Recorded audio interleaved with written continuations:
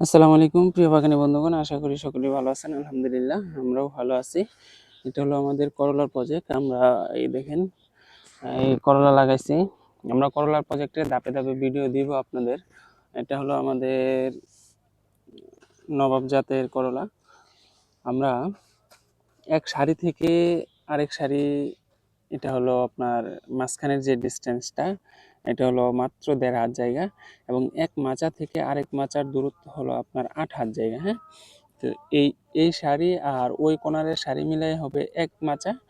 আর এই সারি আর ওই ওই ওই পাশের একটা সারি, এটা মিলে হবে এক মাচা।